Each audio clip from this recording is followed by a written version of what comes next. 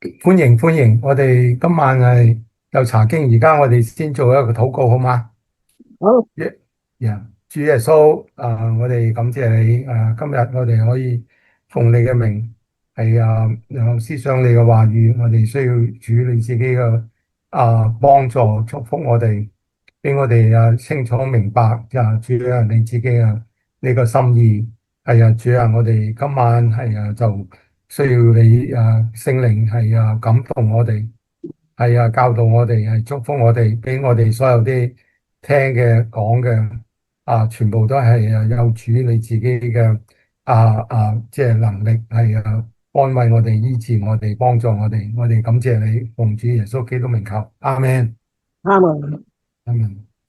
今日咧係4月9號星期四晚，咁咧就啱啱上個星期咧就係上個星期日就係復活節。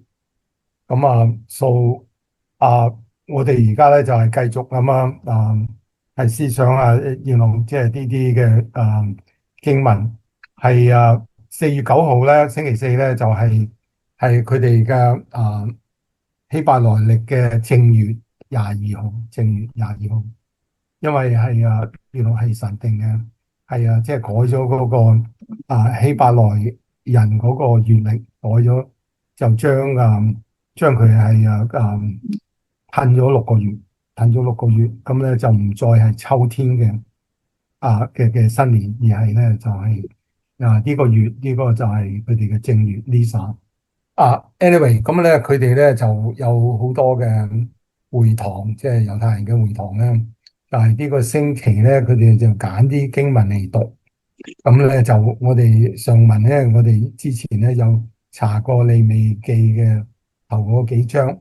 咁今日咧我哋就繼續咧就睇利未記係第9章至11章。咁咧佢哋有個題目嘅，個題目咧就係第八咁講。咁即係話即係呢個係希伯來字嘅第8 Shemini 同我哋有冇拉楞咧？好大拉楞，好大嘅關係。所以希望咧就弟兄姊妹，我哋每個人咧都係得到呢啲話語嘅奧秘，俾就我哋明白聖經嘅話，俾我哋能夠得到更多嘅福分。因為如果我哋唔明嘅時候咧，即係諗住話靠牧師或者靠嗰啲即係嗰啲高人嗰啲咁樣。我唔係高人，但係咧，我哋個個都要追求神嘅話語咧，裏面咧有好多嘅祝福俾我哋。當我哋明白嘅時候咧，就俾我哋就得到安慰，知道咧神真係愛我哋，係咪？咁咧，佢佢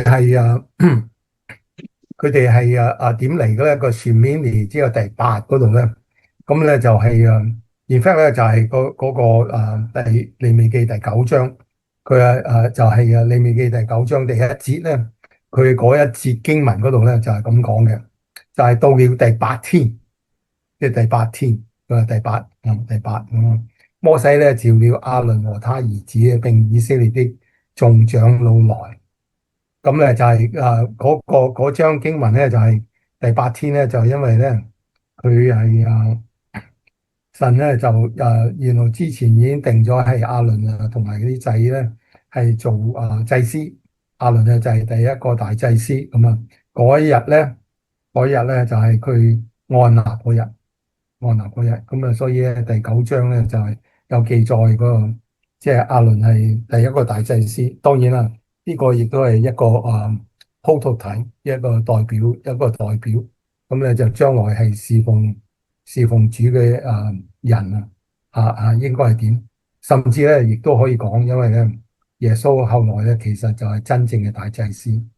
人嗰啲大祭司咧即係行差踏錯，即係有好多人誤會咧，就以為話哦，我哋跟教會跟牧師即係主教長老即係咧或者係主日學先生佢哋帶領我哋我哋咧就搞掂咁講。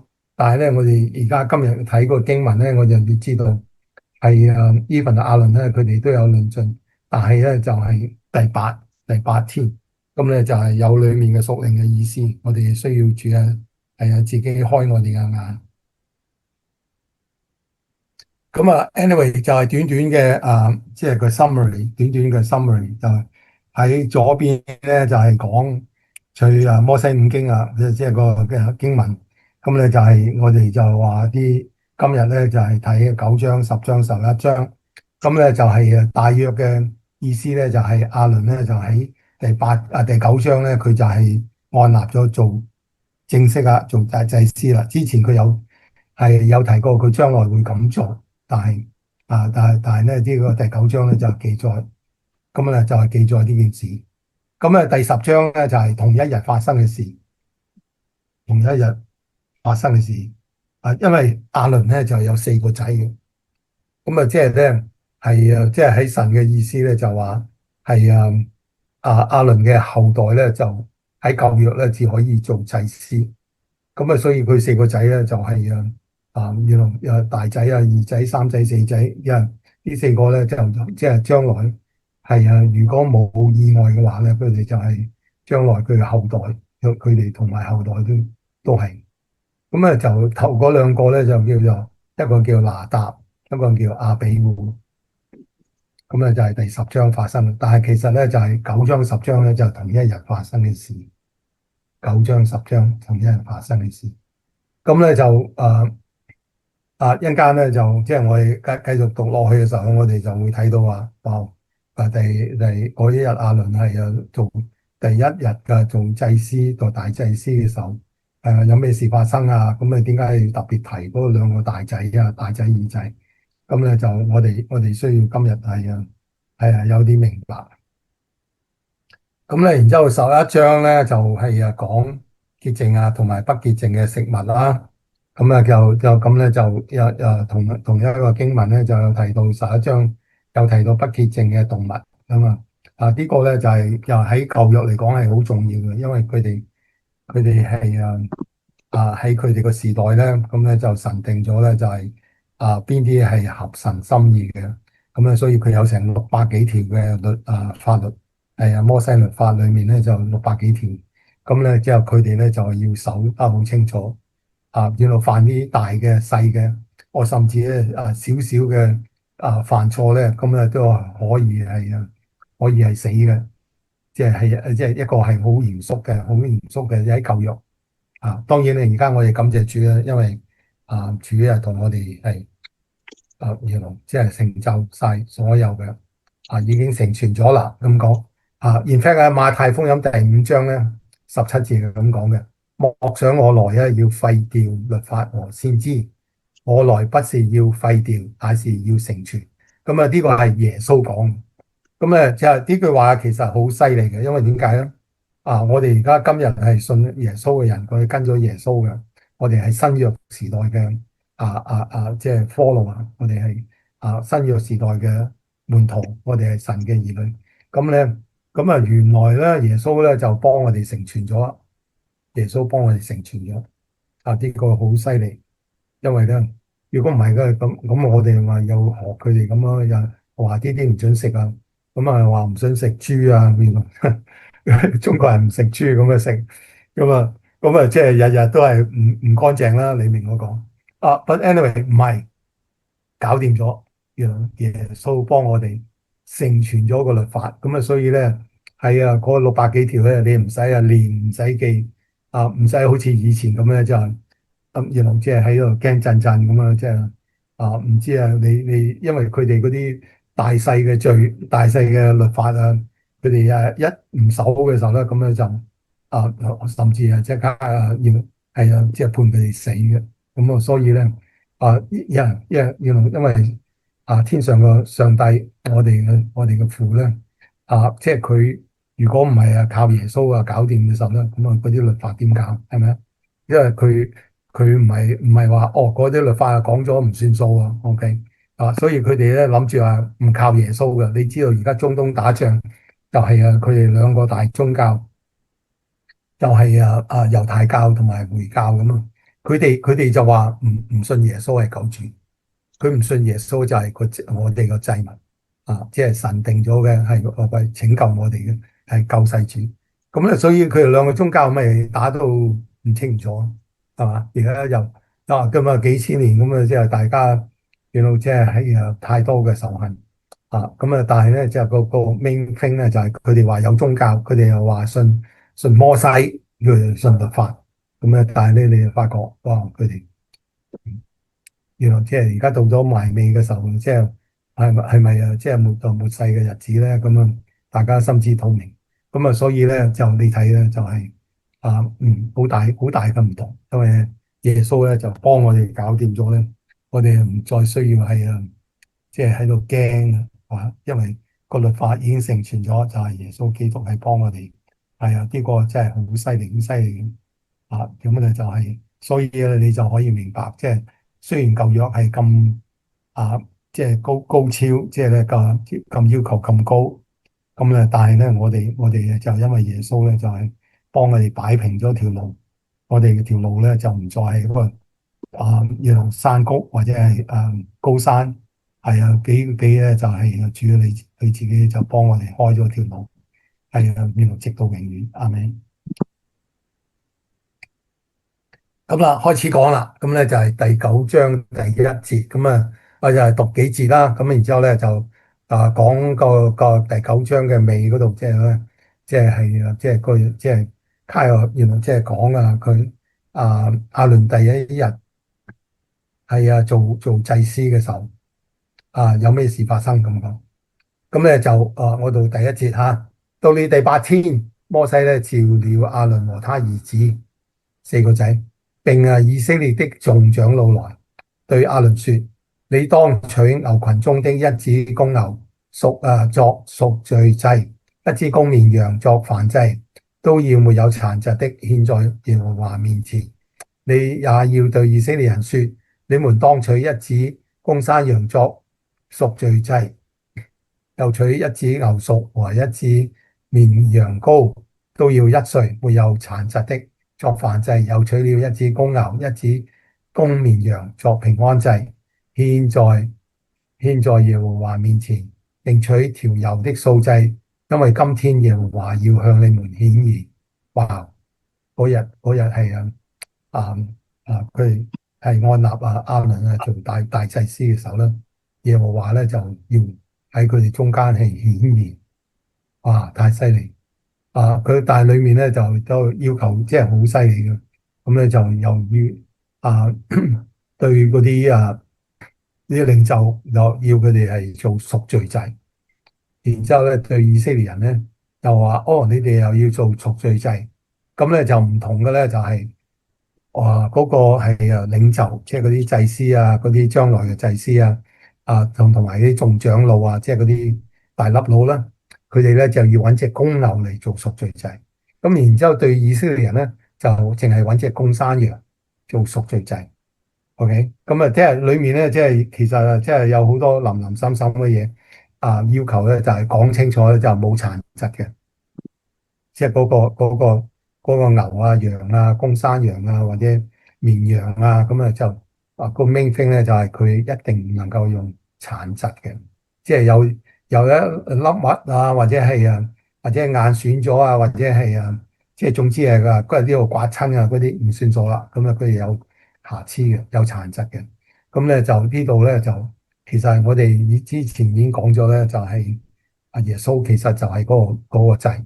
因為個所有嗰五種祭禮啦，無論係贖罪祭燔祭原來平安祭咁或者素祭佢哋啲全部咧，就係其實係預表將來耶穌咧就幫我哋搞掂，耶穌一次過搞掂我知即係有好多人咧就話都唔知係咪嘅咁講但係我講你聽，即係呢個咧就係其實係聖經嘅意思。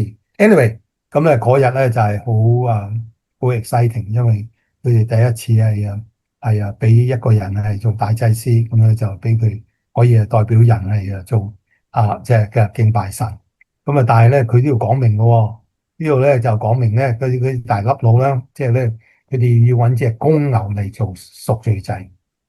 然之後咧，成班以色列人咧，佢哋要做個贖罪祭，但係咧就係要揾隻公山羊啫。咁如果你諗下個 size 咧，就係咁個 size 咧，就話咩咧？原來嗰啲領袖咧，佢哋最容易或者係最危險同埋咧就要贖多啲罪。即係佢要揾隻大大嘅公牛啊嘛，公牛啊，因為所有啲公牛都大嘅，咁啊啲度講明咧，就啲嘅公牛咧係做贖罪祭嘅，因為點解咧？嗰啲領袖咧，如果佢或者個祭司，如果佢唔乾淨啊，或者佢唔知道自己係好容易出事，咁嘅時候咧，佢咧就即係大鑊啦，因為點解咧？如果個領袖或者個長老或者係即係祭司咁咧，佢哋即係做得唔啱嘅時候咧，咁其他啲嘢就唔算數啊。但係 anyway 咧，就反為咧，成班以色列人咧，嗰個贖罪祭咧，反為淨係揾隻公山羊搞掂。點解？點解咧？我講你聽，因為主耶穌就係我哋嘅贖罪羔羊，係咪？咁所以咧，佢唔原來即係佢唔係個 size 問題，而係咧一個代表嘅問題。代表嘅問題，咁所以咧其實即係因為係主耶穌一個搞掂，OK，咁anyway，但係咧呢度你睇到個 proportion 啊，嗰個 proportion 咧就係你以為嗰啲領袖唔會犯罪啊？如果係唔會犯罪啊，佢點解要揾隻最大嘅家畜嚟做贖罪祭？係贖邊個啊？贖嗰啲領袖。其實喺度係嘛？贖罪第8天就係贖罪。咁咧就係第一件事要做嘅，咁咧就係就 turn out 咧就係嗰啲祭司啊，或者嗰啲領袖嗰啲係even 而家你講嗰啲牧師啊，或者嗰啲宗教領袖咧，佢哋係最容易犯罪嘅因為咧佢哋話代表神啊嘛，咁但係咧佢哋裏面咧係唔乾淨。即係你可以講得好聽然後你好熟聖經識念晒俾你聽但係咧佢裏面唔乾淨嘅時候，咁點啊？佢根本都冇係贖咗佢自己嘅罪，係嘛？所以咧佢哋最容易犯罪。But anyway，咁然之後埋尾啦，嗰日嘅有咩嘅好咧？就埋尾咧就係話幾成功喎，因為咧耶和華今日向佢哋顯現喎。咁咧就係，所以喺22節嗰度咧，繼續我哋讀幾節啦。咁咧就係呢個係嗰個第9章嘅尾，OK。咁咧就係亞倫咧向百姓舉手為他們祝福，咁即係搞掂啦。咁咧然之後咧就幫佢哋搞咗個贖罪祭，即係幫個平民佢第一件事係要幫嗰啲領袖，然之後咧後來咧就要對嗰啲以色列人，所以即係話唔知幾成功啦咁講。有贖罪祭，有燔祭，有平安祭。OK，哇，即係上高吩咐嘅，佢亞倫做咗啦。然之後摩西亞倫咧進入會幕咧，又出來為百姓祝福。OK，耶和華嘅榮光咧就向眾民顯現。真係喎，上文嗰度頭嗰4節咧就提到今日咧耶和華嘅榮光咧之後佢就向佢哋以色列人顯現。然之後咧，到下低埋尾嘅時候咧，的確有咁嘅事喎。耶和華嘅榮光咧就向眾民顯現。然之後咧，唔止係榮光，然之後咧有火從耶和華面前出來，在壇上燒盡燔祭和脂油。眾民一見就都歡呼，俯伏在地。哇！真係好開心。哇！呢個即係嗰日係一個好日子啊。然之後有主嘅榮光。唔止喎，仲有係有真嘅火一個即係 holy fire，咧就係即係喺主嗰度嚟，然之後咧就燒晒所有即係喺個壇上高嘅嗰啲燔祭holocaust，holocaust，即係咧就係 completely burnt，同埋嗰啲脂油，咧就哇好大火。然之後佢哋嗰啲眾民即係嗰啲以色列人咧，就知道係神係祝福嗰日嘅咁講。嗱，但係咧佢都話第8天到呢第8天，即係話上文第8章咧就佢哋冇讀嘅，佢哋今個星期都冇讀嘅咧第8章咧就係有連帶關係，所以我哋睇睇第8章咧，即係話佢就係第8章就係未到第8日之前咧，有咩嘢咁樣講？第8章咧，我讀一讀個頭同埋尾啦，咁講。第八章咧就頭嗰咯，咁咧就點咧？即係換之咧就第八日就喺第九章發生嘅。就第九章係第八日，咁你即係話第八章咧就係頭嗰七日，頭嗰七日發生嘅事。咁啊，即係，如果唔係你點解會第八日啊咁講？因為第九章頭嘅第八日，咁所以呢個第八日咧就係一個好特別嘅special day，咁啊即係要準備嘅，咁啊就係要七日嘅準備，咁啊所以咧我就讀咗呢幾節嘅經文咧，就係即係睇下即係裡面有咩內容啦咁講。耶和華咧曉諭摩西說：你將亞倫和他兒子一同帶來，並將聖衣、膏油和贖罪祭的一隻公牛、兩隻公綿羊、一筐嘅無酵餅都帶來。摩西咧就帶了亞倫和他兒子來，用水洗了他們。咁啊，呢個四個仔，亞倫同埋四個仔一齊嚟。咁啊，然之後有晒全套嘅即係佢衣服啦。我哋先以前咧，我哋查過啦個聖衣啦，即係佢哋有特別嘅裝束。咁啊，有膏油啦，有啲 holy oil。咁咧，然之後咧就係有提到嘅就係贖罪祭嘅公牛啦，即係咧係兩隻公綿羊啦，就無酵餅啦都帶來咁啊，即係咧準備係祭獻。咁然之後咧又幫佢哋沖涼，佢哋亞倫啦同埋四個仔都沖涼用水。咁咧，然之後咧，他又奉上第二隻公綿羊咧，就是承接聖職嘅之禮的羊。亞倫和他兒子按手在羊的頭上，就宰了羊。摩西把些血咧抹在亞倫嘅右耳垂上和右手嘅大拇指上，定右腳嘅大腳趾上。咁啊，即係好特別啦。咁啊，就係裏面咧就係有特別嘅，即係嘅手勢嘅。咁啊，手勢咧就係話咧就係俾佢哋係用血，咁咧就係即係擺喺即係佢個身嘅耳仔同埋個手同埋隻腳趾嗰度。咁啊，well，原來我哋繼續睇落去，然之後咧，咁啊33咧即係埋尾啦，因為佢七日啊嘛。佢七日喎，咁啊就係埋尾就點咧？你們七日不可出會幕的門，等到你們承接聖職的日子滿了，因為主叫你們7天承接聖職，像今天所行的都是耶和華吩咐行的，為你們贖罪。7天你們要晝夜住在會幕門口，遵守耶和華的吩咐，免得你們死亡。因為所吩咐我的就是這樣。於是亞倫和他兒子行了耶和華藉着摩西所吩咐的一切事。咁啊，你睇到呢樣嘢就係點樣咩咧？耶和華冇親自係講俾亞倫聽，或者嗰啲仔聽，而係咧佢講俾摩西，然之後摩西咧就講，即係吩咐佢哋。咁咧，然之後咧，但係咧裏面咧就話咧就佢仲係要跟足係摩西嘅吩咐。因為摩西係代表一個律法師，佢係即係個律師，或者可以講法官。咁啊，所以咧佢講嗰啲嘢咧就係代表神講嘅嘢。咁啊，即係咧佢教育咧就係要咁。然之後佢提過喎，佢話咧第七日咧就係要匿埋喺個會幕嗰度，即係咧佢有四個仔啦，有亞倫啦，咁樣之後佢哋五個人咧喺嗰日咧actually唔係嗰日，就七日。就係要住喺個會幕即係咧就唔准行開，唔准去第二度，即係咧叫佢咧就係佢話點解咧？就係因為咧佢話你咁做咧就係為你們贖罪，即係話你聽話咧就係個七日就咁做。咁咧然之後咧佢提過你就晝夜住在會幕門口，咁咧然之後咧就免得你們死亡。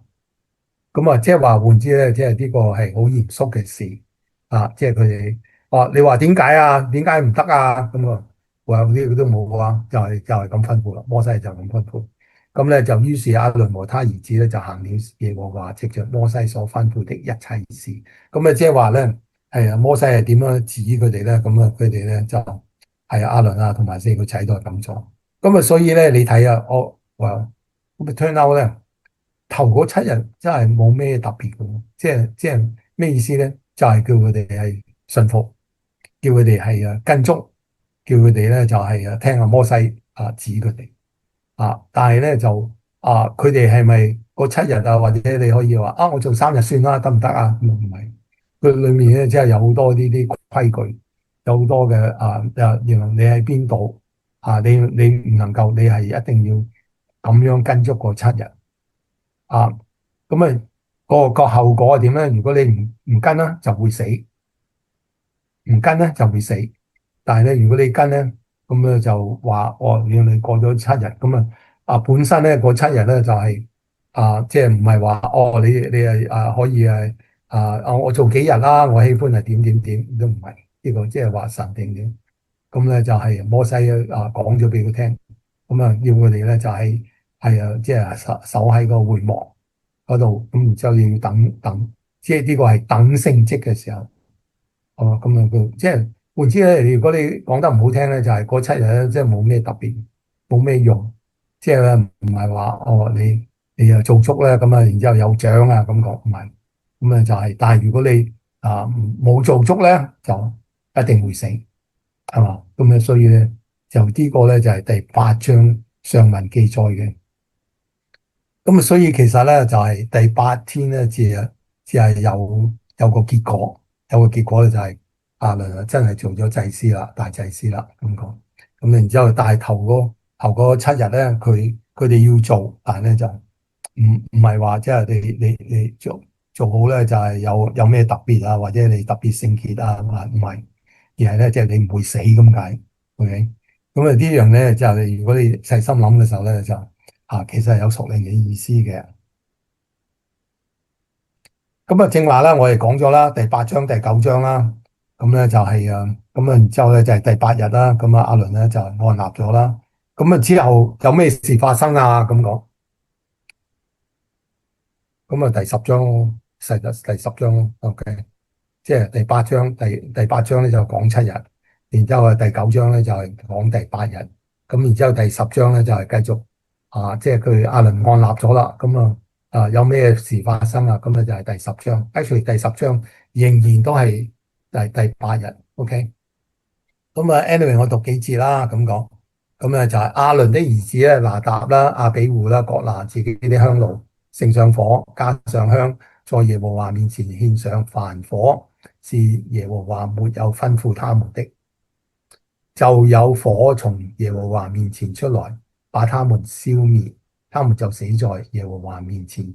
於是咧，摩西對亞倫說：這就是耶和華所說，我在親近我的人中要顯為聖，在眾民面前我要得榮耀。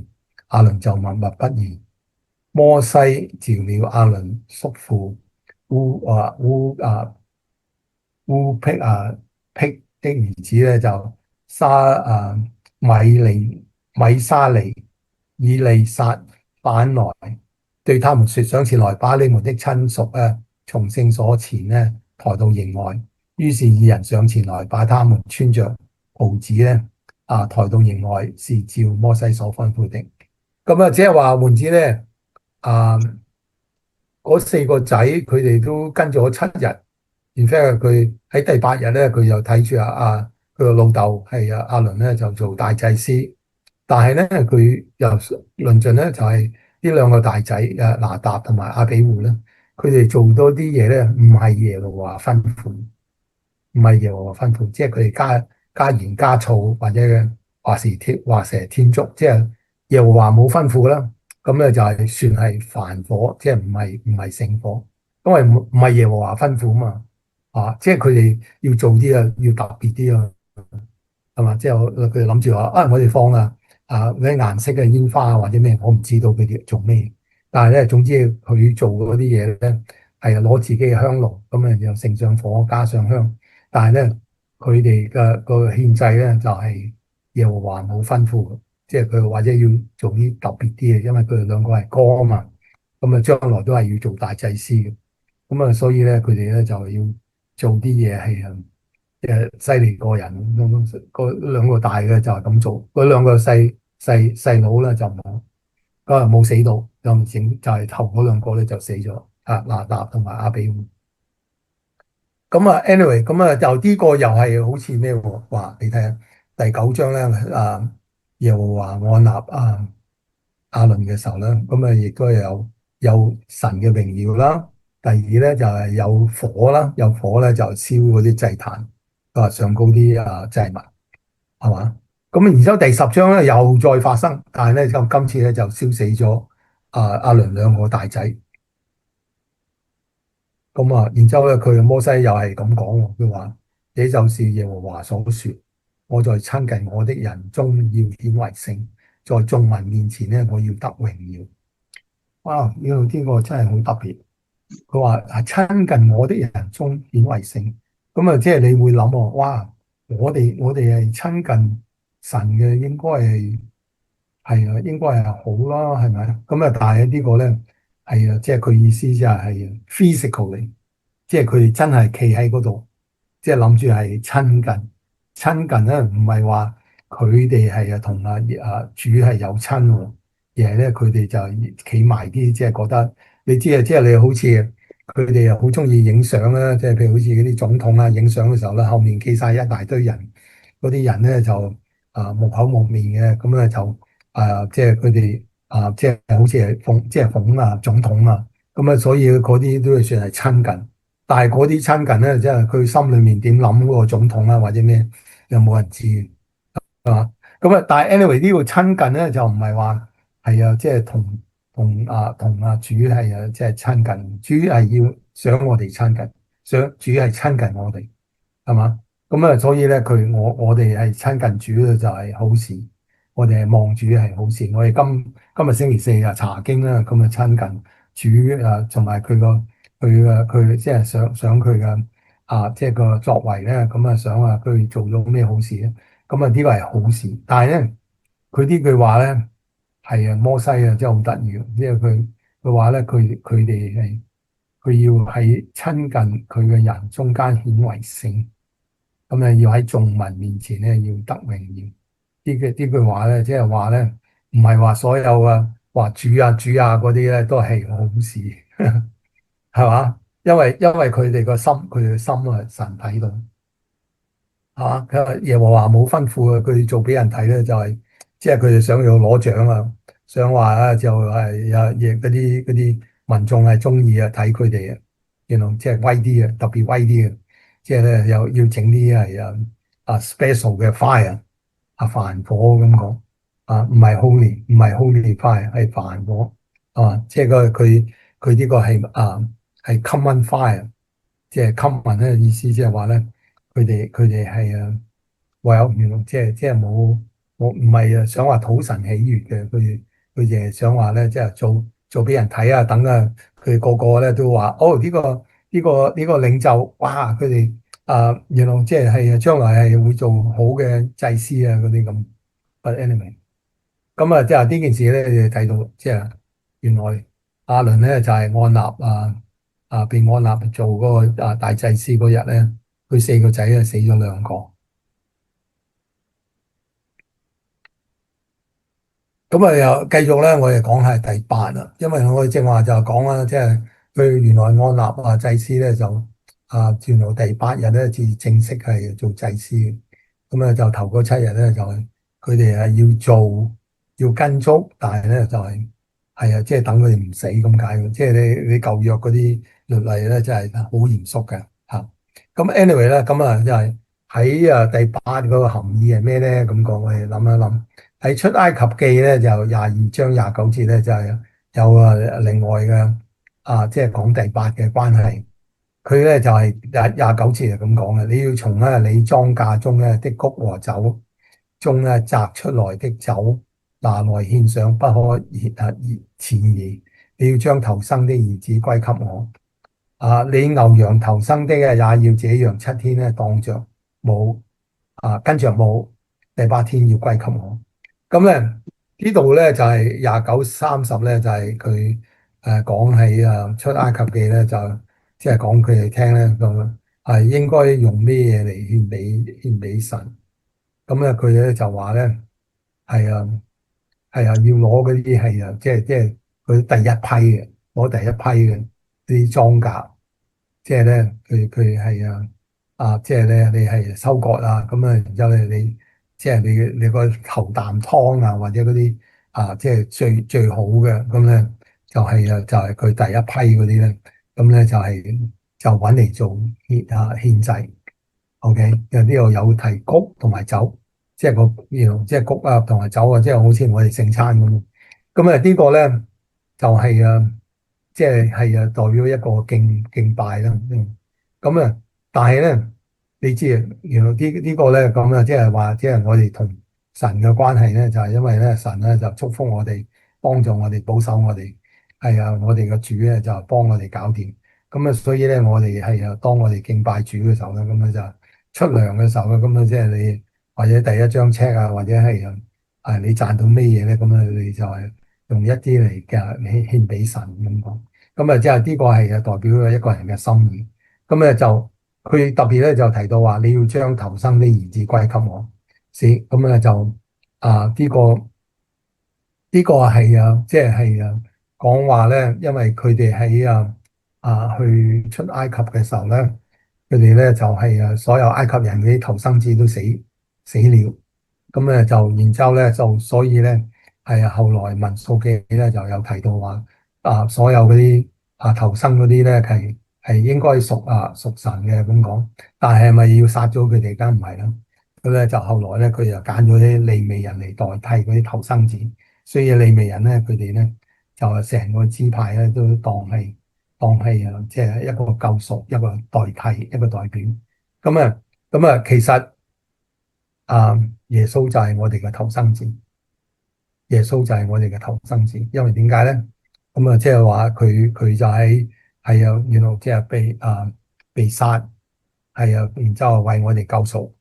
咁咧佢咧就係代表我哋嘅所以佢就係個教會嘅頭，教會嘅頭，佢就係 firstborn，佢係 firstborn，就係譬如話為我哋復活。咁啊，我哋咧就係即係呢度裏面有好多料呢一節啊。咁啊，第30節嗰度咧又提啦，即係譬如好似啊嗰啲人啊，正話講咗29節啦，即係裏面後來即係又係即係唔同嘅地方嘅解釋。咁啊，但係喺30節咧就係講牛羊啦。牛羊咧嗰啲頭生咧喺舊約咧就係要獻俾神，但係咧就唔係頭嗰7日，咁咧就係嗰7日咧就係留翻去俾佢嘅即係嗰啲牛羊嘅父母即係咧，然之後第8日咧就要歸俾主。OK，咁咧就係有定咗嘅律例啊。咁咧即係第八日好特別嘅，第八日好特別。咁same thing，喺利未記嘅12章即係唔係喺呢段經文，但係佢咧就係後來嘅12章咧有提。咁你擾喻以色列人說若有婦人懷孕生男孩咧，他就不潔淨7天，像在月經污穢的日子不潔淨一樣。第8天咧要給嬰孩行割禮。咁就所以咧，佢裏面咧就係有好多啲咁嘅料喎，即係咧話咧就係頭嗰7日咧做嗰啲嘢咧就即係即係冇咩特別啊，即係唔做得嗰啲 anything 係make holy 嗰啲嘢，或者係有結果嗰啲嘢。咁然之後第8日咧咁就至行割禮。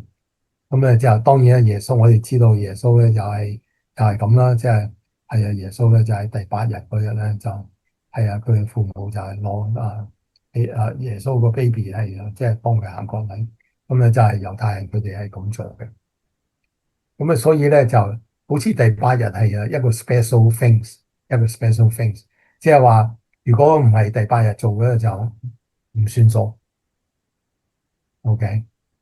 即係好似係頭嗰7日做嘅就冇咩用，然之後咧又到第8日咧，咁然之後咧就係嗰啲割禮或者係獻祭或者係即係嗰啲牛羊或者係即係 even 話佢啲祭司咁佢頭嗰7日佢哋點樣做都唔算數，然之後到第8日咧就係有啲咁嘅嘢發生。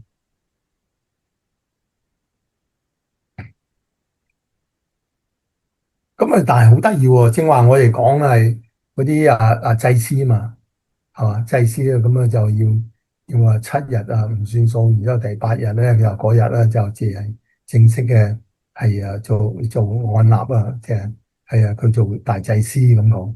咁啊呢個得意啦咁講。咁咧就但係咧原來啲麻風病人都係咁喎。麻風嘅病人又點咧？咁咧就即係咧，當然我哋知道舊約咧就係嗰啲猶太人咧，佢哋都有人係麻風嘅，但係咧佢哋好多人都冇好翻嘅。但係咧，如果佢哋話好翻嘅時候咧，深刻話好翻嘅時候就會點咧？咁咧就係利未記14章咧就定咗規矩有律法，就係等佢哋潔淨咁個。但係咧就冇話呢個咧就係等佢哋醫好。但係假設如果係有人係麻風嘅，以為係即係咁耐係麻風，咁而家突然咧就深烤，即係主係醫好個假設，咁然之後咧佢又點咧咁講？咁咧就係利未記14章咧就係有講話第8日嘅發生嘅事。咁啊，我讀一讀，然之後咧我哋就解一解咁講。求潔淨啲人咧，當洗衣服剃去毛髮，用水洗澡就潔淨了，然後可以進營。只是咧要在自己的帳棚外居住7天。第7天咧要把頭上所有的頭髮咧與鬍鬚咧眉毛咧並全身的毛都剃了，又要洗衣服，用水洗身就潔淨了。第8天咧，他要取2隻沒有殘疾的公羊羔和1隻沒有殘疾1歲的母羊羔，又要把調油的細麵咧，依法3/10咧為素祭，並由一羅革一同取來。然之後咧，祭司咧要取些贖愆祭生的血，抹在求潔淨人的右耳垂上和右手嘅大拇指上，同埋右腳嘅大拇指上。好得意喎！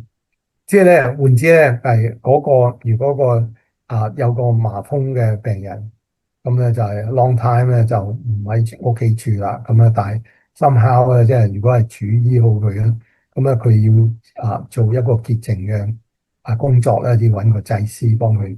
咁咧，但係咧佢咧就要經過呢一段嘅14章嘅經文。咁咧就係話咧，佢咧就係要喺營外住多7日，咁然之後咧，每日咧就係又即係要 check 下啦，咁又要洗衫啦，又換，然之後剃晒啲毛啦，咁咧，然之後咧又要洗又要，咁然之後咧就咁咧，然之後咧佢7日咧咁要做足啦，咁佢就會潔淨。即係呢個係講嘅，佢喺禮節上係潔淨，即係講律法咧，佢就係要咁做要潔淨。但係咧要證明咧就係要第8日，咁就係要喺祭司嗰度。咁然之後咧，佢個行動咧就係有啲好似同大祭司嗰啲按立差唔多喎。咁就用血咧就係擺佢右耳嗰個即係個右耳垂上。OK。咁然之後又喺佢大拇指嗰度，然之後又右腳嘅大腳趾嗰度，咁即係好似同大祭司差唔多。咁即係你發覺一樣嘢好得意喎，即係咧呢個咧係講嗰啲麻風好翻嘅麻風病人，好翻嘅麻風病人，佢哋原來咧都係要咁樣嚟係證明，即係咧佢哋係得到潔淨。即係話換之祭司同埋麻風病人差唔多嘅。又即係咧，即係拉人聲，原來即係有好多人啊誤會喎，以為祭司啊，佢哋係牧師啊，佢哋係教會領袖啊，佢哋係宗派神學院嘅院長啊，咁佢哋應該好乾淨，都唔係喎。即係你原來咧舊約咧，佢裏面咧講嗰啲係領袖或者宗教領袖，哇，同麻風病人咧都係要咁樣嚟，即係俾佢能夠變咗係乾淨聖潔，變咗即係換之第8天咧就如果你過到頭嗰7日手足啦然之後冇其他啲問題冇啲即係好似個阿倫嗰2個大仔咁啦，即係咧就話原來即係佢哋咧就係算係潔淨啦，即係可以係做即係可以翻屋企啦，可以係有希望啦咁講。所以咧，你睇到就係原來呢個咧就係有當然啦，我哋個個都知麻風咧就如果佢未好翻，佢根本就唔翻得屋企，亦都唔點都唔能夠潔淨。但係咧，如果假設佢真係有醫好咗，咁嘅時候咧，佢要證明佢自己係潔淨啊。咁啊，所以我哋睇喺福音書裏面咧，有好多麻風嘅病人咧，就係俾主醫好啦。咁咧就係佢哋咧就係都要經過呢個證明，經過即係利未記14章嘅，佢哋咧就係要係高呼個7日，然之後第8日咧，咁咧然之後咧就係要揾祭司即係幫佢行禮。咁然之後咧就係正式係得到潔淨啦，佢可以翻屋企啦。咁咧就係可以一家團聚，原來即係，但係呢個唔係話祭司醫好佢哋，OK？呢個只係話咧佢如果係好翻啦，咁當然啦喺舊約裏面咧就其實好少人係得到醫治嘅。舊約耶穌都講嘅，即係佢話反為嗰個敘利亞嘅。即係個拉曼，即係個將軍咧，佢咧就得到醫治啊！但係咧就以色列人中咧有好多人係麻風嘅，冇得到醫治我律法係喺度啦，但係咧個律法唔能夠醫人嘅你唔好誤會啊！你唔係話即係你行到個你未記14章咧，你就係得到醫治。呢個咧係呢個大家都即係可以好容易明白，即係。律法咧唔係只不過指證你係唔乾淨。律法咧就講話咧，即係我哋個個罪人咧，其實都係好似麻風嘅病人咁。就算你係大祭司咧，都唔係咁乾淨，係嘛？所以佢點解第8章I mean 即係第8日嗰個阿倫嗰兩個仔就算按立咗之後咧，佢兩個仔咧就冇咗咯。咁講。咁另外一個例子咧，就係講咧，就係大衛咧，佢就原來神咧就即係講俾撒母耳聽咧，佢咧就佢要揀個一個人，唔係睇外表嘅咁講。咁呢個咧就係撒母耳記上咧16章第7至9節，咁我開始讀啦。耶和華卻對撒母耳說：不要看他的外貌和身材高大，我不揀選他，因為耶和華不像人看人，人是看外貌，耶和華是看內心。耶西咧就叫亞比拿達咧從撒母耳面前經過。撒母耳說：耶和華也不揀選他。耶西又叫沙馬從撒母耳面前經過。撒母耳說：耶和華也不揀選他。耶西叫他7個兒子都從撒母耳面前經過。撒母耳說：這都不是耶和華所揀選的。撒母耳對耶西說：你的兒子都在這裏嗎？他回答說：還有一個細嘅，現在放羊。撒母耳對耶西說：你打發人去叫他來，他若不來，我們必不坐席。耶西就打發人去叫了他來，他面色光紅，雙目清秀，容貌俊美。耶和華說：這就是他，你起來膏他。呢個咧就係講邊個？講大衛。大衛咧，原來佢係屋企嘅第八個仔。然之後之前嗰啲咧，全部牛高馬大嘅。佢話要有即係外表高大咁啊。但係咧就主已經講定啦，俾撒母耳聽。佢話我呢啲我唔要，因為人咧就睇外貌，但係咧主咧就睇佢個內心。咁所以咧就佢呢個甚至咧就係有連個老豆都睇唔起個細仔嘅，佢係第八啊嘛。咁咧就係佢咧就係即係當係撒母耳嚟係揀人嘅時候，佢冇叫個細仔翻嚟佢又係第8個仔。咁所以咧即係呢個就係好特別嘅啊。咁但係咧就係其實係有個意思，即係話咧啊。喺神嘅眼裏面咧，即係咧頭嗰7個咧都係 common 即係咧 common，即係咧，即係人覺得係佢好樣佢高大或者佢原來即係識講話但係咧就個細仔咧就係即係俾佢看羊嘅。即係咧佢擺咗去個即係羊欄嗰度睇由朝到晚睇羊嘅咁。咁啊，但係咧，anyway 咧，咁啊，佢見到嘅時候咧，就係耶和華咧，就係話呢個細仔咧，呢個咧唔係咁高大，唔係咁咩，但係咧佢呢度雖然係咁講，但係咧佢話佢面色咧光紅，雙目清秀，容貌俊美。咁啊，呢度好得意嘅就係啊，即係咧係好多時候咧，即係當神啊揀選咗啲人嘅時候，嗰啲人咧，佢哋咧就係啊，即係唔知佢哋外表都係 show 出嚟。咁啊就係，但係呢個係神嘅自己嘅 anointing，神嘅係揀選嘅時候啦，咁樣係咁做，而唔係因為佢大衛啊向來都係俾父親係睇小嘅，咁啊即係父親咧就唔當佢係咩，佢叫佢看羊，即係咧就即係第一批揀選嘅時候咧就冇大衛嘅手即係嗰個即係冇份嘅。咁啊，所以咧，你睇咧就係聖經裏面咧就講第八咧就係有啲特別嘅咁講。咁啊，有好多其他嘅第八。咁啊，馬太福音咧就係耶穌復活嘅就係7日嘅頭一日，咁啊就係星期日咧就係第八日。咁咧就係抹大拉嘅瑪利亞咧就係去墳墓。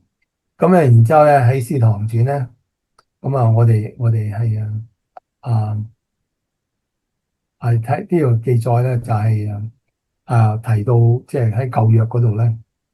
就係亞伯拉罕咧就生以撒咧，就第八日咧就給佢行國禮，第八日給佢行國禮。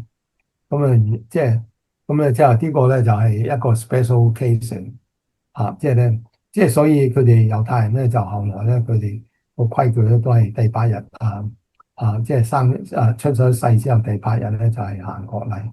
啊，咁啊，以撒瑪利咧都係亞伯拉罕個仔啊，但係佢開頭冇割禮嘅，咁啊，所以咧佢等到係佢係都係後來係有行補翻個割禮，但係咧就唔係第八日，咁啊，所以咧已經有個暗示，即係話換之咧第八日咧係一個即係好似新約嘅一個新約即係因為神係用7日係做創造天地啊嘛，咁啊，所以咧個舊嘅創造咧。就係7日，咁啊，所以咧原來即係主係復活咧，就係第八日，咁咧就係同埋新約咧就係第八日，第八日，咁啊，所以咧，你譬如好似係彼得後書咧，亦都有提，就係話挪亞嘅佢哋咧就喺個洪水即係嚟到世上，即係毀滅個世界嘅時候咧，咁咧就係俾佢哋咧就一家八口，一家八口，咁咧就係。得到係一個新嘅啊時代，一個新嘅日子。咁咧，同埋啟示錄第一章咧，就係約翰係睇到主嘅時候咧，嗰日係主日，嗰日係主日。咁所以咧，你咧就知道，哇！點解咧有啲人又仍然想話守安息日㗎咁？安息日咧就係舊約。安息日係舊約即係佢哋跟咗猶太人啲規矩，但係咧我哋係喺新約嗰度咧，佢哋就學咗咧，就話咧係邊一日係主日啊？邊一日主日咧就係星期日，因為星期日咧就係一個星期嘅開始，就係第八日咁啊，所以個主日咧其實咧就係只係啱嘅，即係咧我哋就唔再跟翻舊約嗰啲規矩，而係因為主已經 fulfill 晒，咁咧我哋咧就係跟主嘅日子，跟主嘅日子，所以咧第八日星期日咧就係通常教會係聚會嘅日子。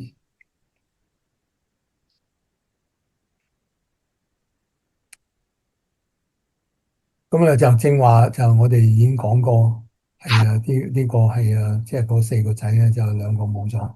咁咧啊，我哋咧就係繼續睇落去。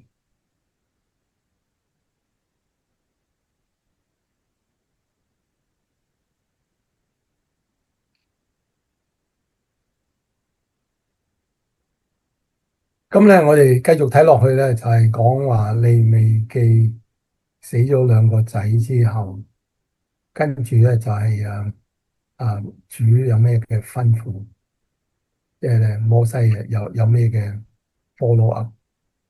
咁咧就喺第10章咧，就第10章嘛，即係死咗2個哥，咁然之後咧就摩西咧就對亞倫同埋兩個死剩仔，一個叫以利亞撒同埋以他瑪。亞倫啦，即係死，即係佢就按立咗，係嗰兩個大仔死咗啦。咁然之後咧，有以利亞撒同埋以他瑪，咁啊就係即係最後嗰兩個。咁咧就我讀俾大家聽，然之後我哋想下究竟有咩嘅意思咁講。摩西咧對亞倫和他兒子咧以利亞撒、以他瑪說：不可蓬頭散髮，也不可撕裂衣裳，免得你們死亡。又免得耶和華向會眾發怒，只要你們的弟兄以色列全家為耶和華所發的火哀哭。OK，嗱咁呢個咧就係死剩嗰兩個仔同埋亞倫咧，就係摩西咁樣對佢講，佢話咧你唔好話蓬頭散髮啦，唔好即係撕裂衣裳啦。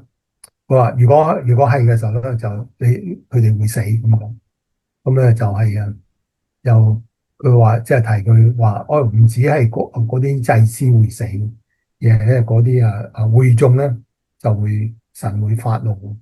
咁所以咧即係話呢件事好 serious，就話咧叫佢哋點樣無論咩情形都唔能夠係撕裂衣裳，同埋咧就係啊即係咧即係話換之咧就係甚至嗰啲領袖咧都可以係得罪神咁樣就。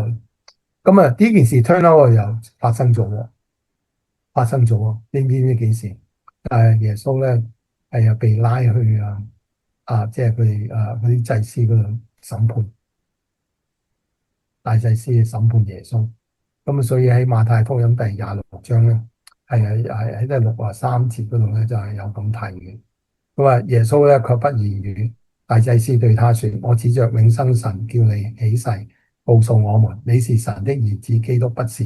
耶穌對他說：你說的是。然而我告訴你們，後來你們要看見人子坐在那權能者的右邊，駕着天上的雲降臨。大祭司就撕開衣服，說：他說了僭妄的話，我們何必再用見證人呢？這僭妄的話，現在你們都聽見了，你們的意見如何？他們回答說：他是該死的。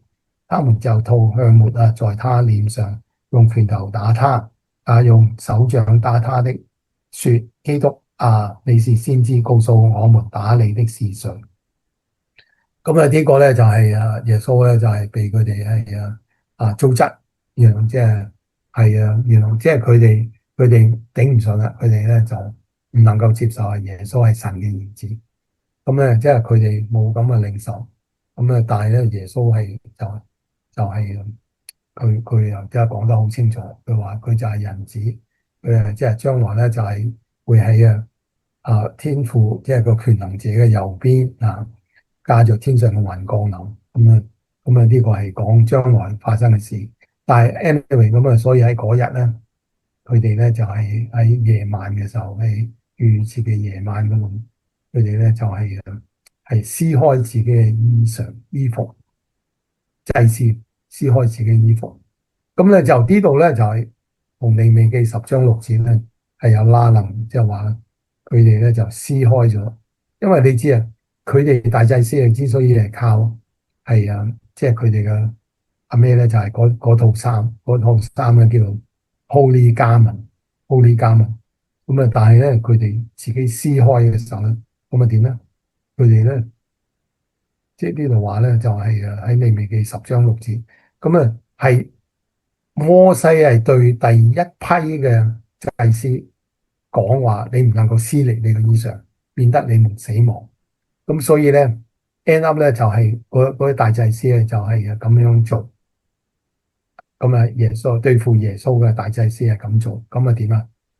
佢哋咧就係最後一代嘅真正嘅祭司，最後一代即係之後連嗰個 curtain 啫啦，都裂開啦。即係耶穌死嘅時候咧，個 curtain 都裂開。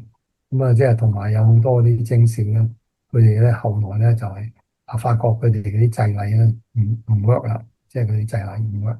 呢個係後事啦，即係 but anyway 呢度咧就係印證咗，即係咧佢就講定咗咧，就將來佢哋咧係有啲祭司，而家就係要對付耶穌啦，咁啊，所以咧佢哋撕裂自己衣裳，咁啊佢冇咗個 Holy Garment，冇咗個咩嘅時候，冇咗個公義嘅時候咧，佢哋咧就係唔使做祭司，佢哋連個聖殿都冇埋，即係幾十年之後咧，個聖殿都拆冧咗、燒咗啊。OK，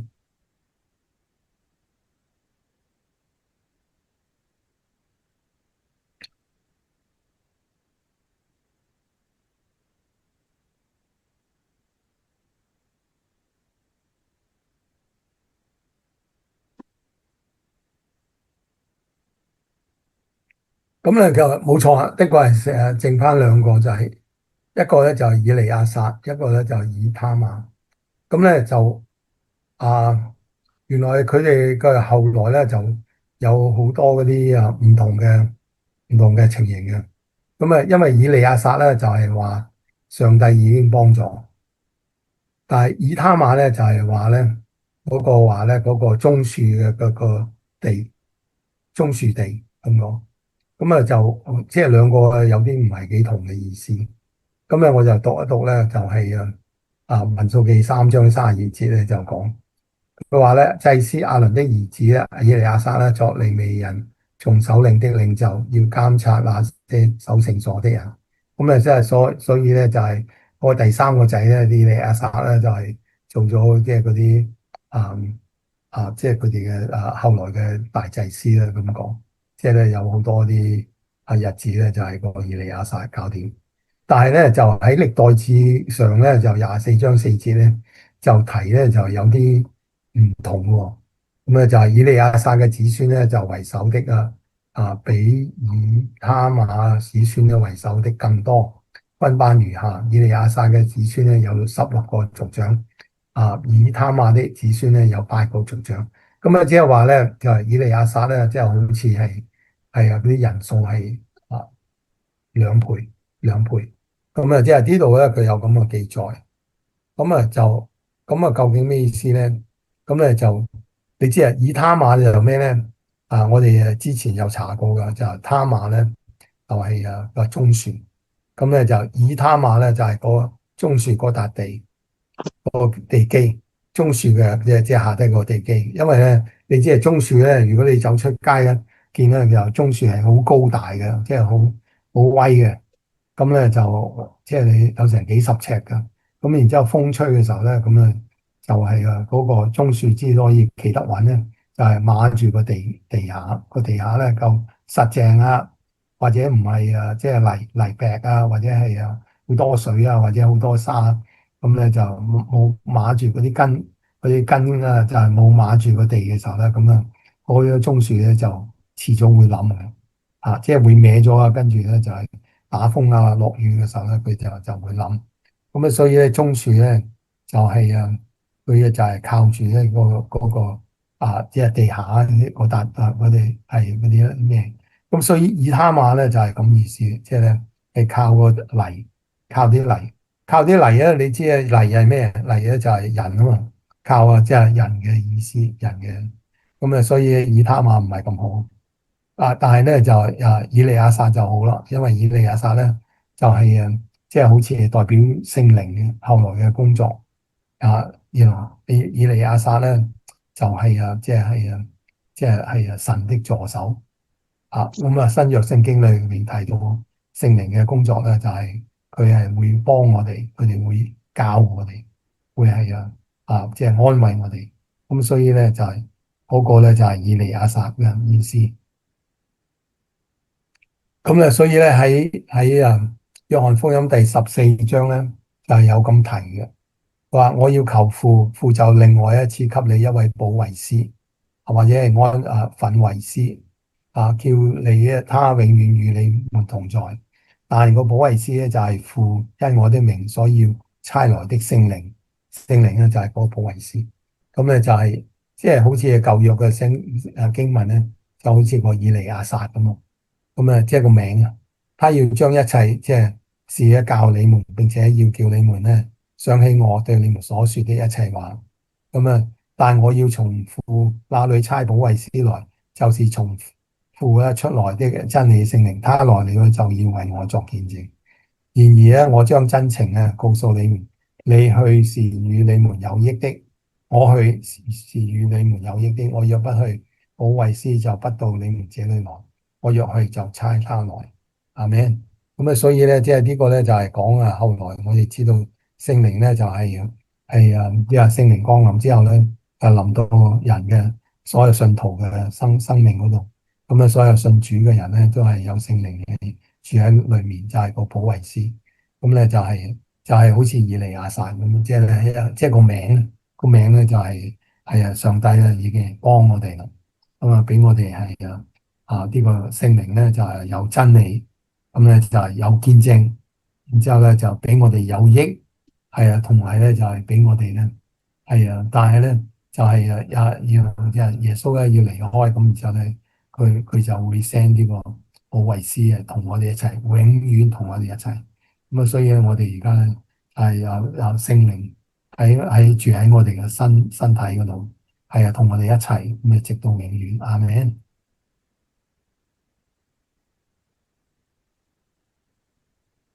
咁咧就係佢用後來嘅 promise 咧，就話我不撇下你們為孤兒，我必到你們這裏來。咁樣係講話個聖靈就係同我哋同在。嗱，另外有一個類似嘅古仔咧，就係講拉撒路。咁啊，拉撒路原來咧就係喺希伯來話咧就係個以利亞撒，即係一個助手。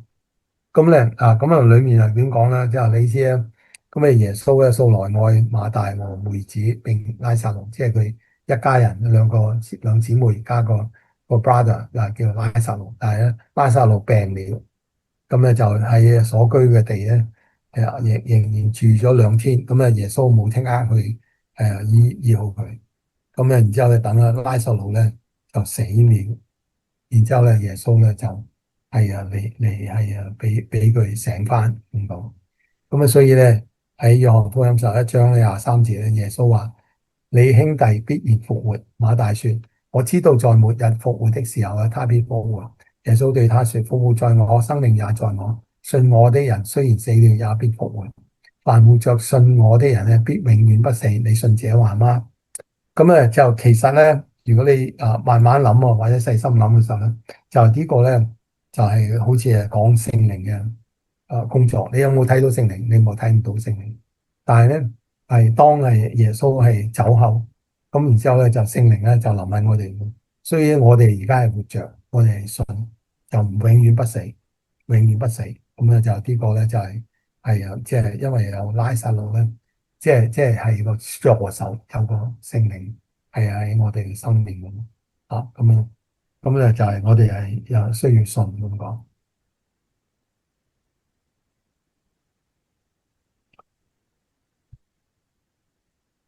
咁咧就拉撒路係點樣日出嚟嘅咧？咁啊當然啦，主咧就話拉撒路出來咁講，即係主係咁同佢講。然之後咧個那死人咧就出來了，手腳咧裹着布，臉上咧包着手巾。耶穌對他們說：解開，叫他走。咁呢個咧就係即係唔係大俾你係一樣，但係咧就係好似主自己復活嘅時候咧，佢啲布咧就喺度，即係喺度冚住冚住。咁就 anyway 咁，所以咧即係咧係好似一個預告，即係耶穌復活嘅情形咁咯。即係人咧原來人咧即係如果冇聖靈或者冇主嘅時候，咁咧就係點能夠復活啊？但係主話佢就係俾我哋復活，係咪？咁anyway，我哋就之前已經講過咧，就係嗰5個祭禮係第1章第2、3、4、5咧，嗰5個祭禮咧就就利未嘅祭禮，利未記嘅頭嗰5章嘅祭禮。但係咧其實咧就已經係俾咗我哋，因為耶穌同埋佢嘅十字架咧，基督咧就係俾我哋所有啲祭禮係一次過搞掂，佢係代替我哋不義。同埋咧就係聖餐，就係個素祭。然之後咧就係佢哋俾我哋有平安，平安祭。咁咧就係俾我哋咧就係、即係贖罪祭啦，當然即係唔係個利未咁樣，就係有限嘅，有限時間，有限。咁然之後咧，佢唔止喎，佢仲係寬恕咗，即係咧，然之後咧，佢即係俾我哋想還咧，就想還係多倍嘅想還。咁啊，所以嗰個贖愆祭就俾我哋即係我哋蝕底過嗰啲嘢，或者人哋即係我哋傷人嗰啲嘢，但係咧我哋所有嗰啲即係主咧就俾我哋多倍嘅償還，咁樣就係呢個贖愆祭啊。咁咧就係拉撒路阿面以利亞撒咧，就係一個預表，我相信係聖靈嘅預表。以他瑪咧就係佢想話靠自己，靠人嘅義，靠嗰笪地碼住佢。咁啊，所以咧嗰個棕樹咧就算企得點直咧，如果唔係即係個根咧唔好嘅時候咧，咁樣就好容易跌倒。咁咧，你知啊，佢以他瑪嘅後來咧，就係有以利嗰度，以利咧就喺示羅嗰度，咁咧就係好多就咗。以利就係因為佢兩個仔都係衰，咁啊，所以咧就係神人咧就係救佢哋，咁咧就係即係佢哋話佢哋嗰啲領袖，即係嗰啲祭司係會係短命嘅。咁啊，但係咧就喺個 case 以利亞撒咧，咁咧就係佢就係有個仔咧叫做撒督，咁咧就係佢咧就喺聖殿嗰度有侍奉，咁咧就係所以咧就係以利亞撒係代表一個合神心意嘅，即係好似聖靈咁樣，即係舊約嘅時候咧冇人係有聖靈裏面住，但係咧。以利亞撒咧就係嗰個祭司，即係代表聖靈嘅工作咁咧就係即係等個聖殿咧就係能夠係即係做到啲係合神心意嗰啲嘅敬拜。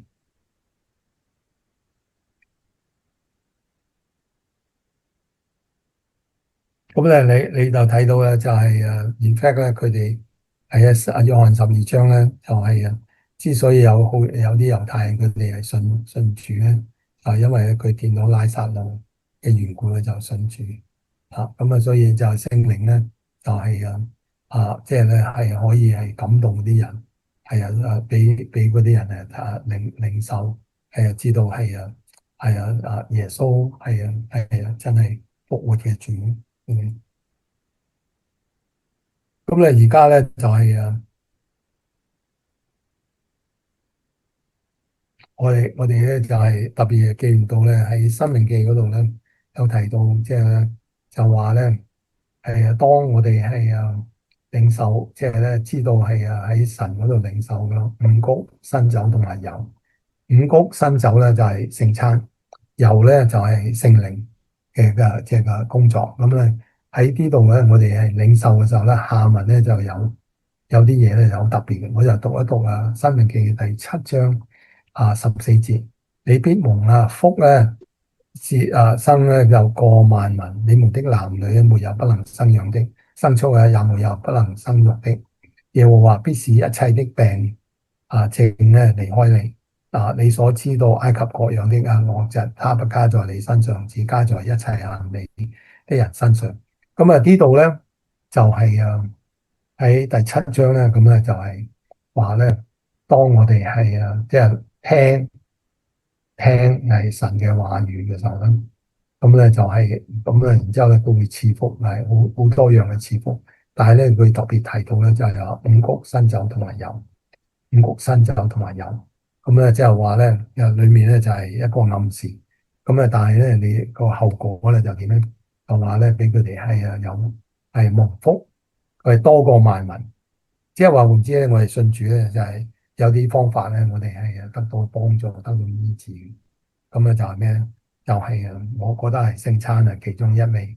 咁當然有聖靈嘅恩膏啦，亦都係咁然之後下低咧你就睇到佢話一切嘅病。咁所以我哋唔係冇難處，但係我哋有咩 challenge 嘅時候，我哋咧就係可以領受聖餐嘅時候就領受。阿們。So anyway，我就讀埋呢一段咧，約翰福音第6章咧，咁啊就係有時係呢一排我哋都知啊，即係話唔知係咪今年係主嚟啊，但係咧無論係幾時，我哋係領受聖餐咧，都有呢個咧就係主特別嘅應許同埋 promise，係佢自己親口講嘅。咁啊就係約翰福音第6章54節，咁然之後我讀完嘅時候咧，我哋就領聖餐，好唔好啊？咁咧6章54節咧就話吃我肉、喝我血的人咧就有永生，在末日咧我要叫他復活。我的肉真是可吃的，我的血真是可喝的。吃我肉、喝我血的人咧常在我裏面，我也常在他裏面。阿門，阿門。所以我哋而家咧就係領受主嘅身體，我哋食佢嘅肉，係飲佢嘅血。係呢個係主你自己吩咐，亦都係有個咁偉大嘅應許，所以咧我哋而家就領受。主啊，呢個餅係你為我哋擘開，你要叫我哋領受主你嘅身體，係食你個肉。我哋多謝你，因為咧你係用你個祭禮，用你自己嘅身體做咗最偉大嘅祭禮，將我哋係買贖。我哋唔再係做奴隸，我哋而家咧就係同住一齊。你如果應許就話叫我哋食你個肉飲你嘅血，係俾我哋所有啲病啊，所有啲難處啊，所有啲主啊，你自己同我哋同在。你喺天係點樣，我哋喺地上亦都係咁樣。我哋多謝你耶穌，我哋感謝呢個餅為我哋破碎。你為我哋受鞭打，係俾我哋得醫治。多謝你耶穌，阿門。阿門。嗯，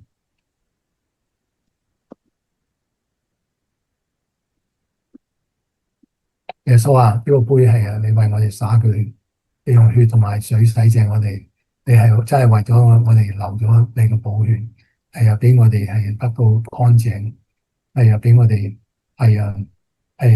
讓白如雪。我哋多謝你耶穌，俾我哋有主嘅公義，直到永遠。阿門。阿門。